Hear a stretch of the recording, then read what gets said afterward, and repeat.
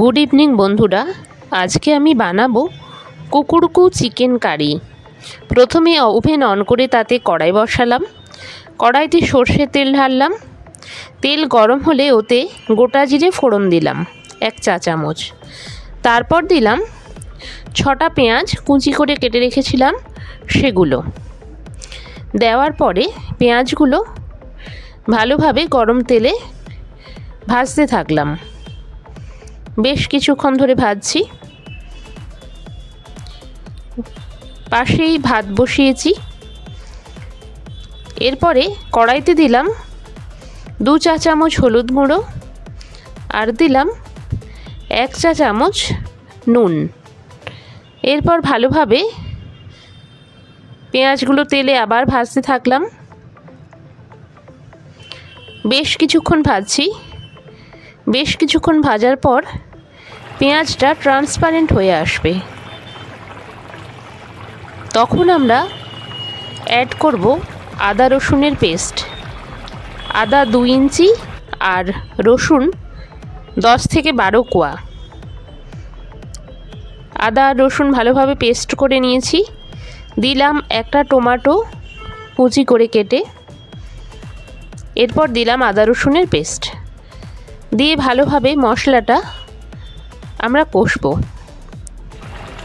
বেশ কিছুক্ষণ ধরে মশলাটা কষতে থাকবো। ওদিকে আমরা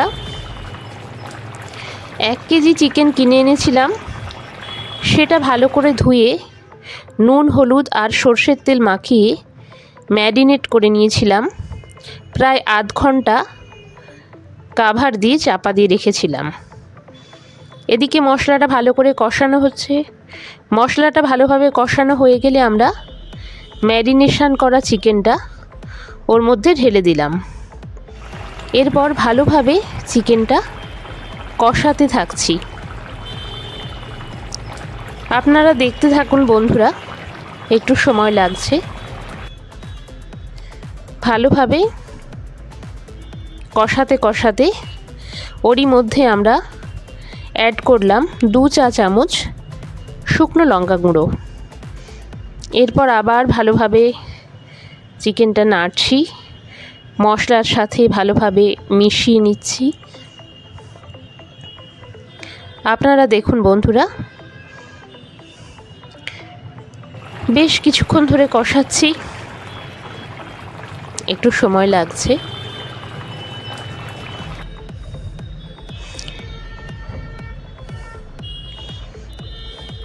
চিকেন কষাতে কষাতে একসময় তেল ছেড়ে আসবে।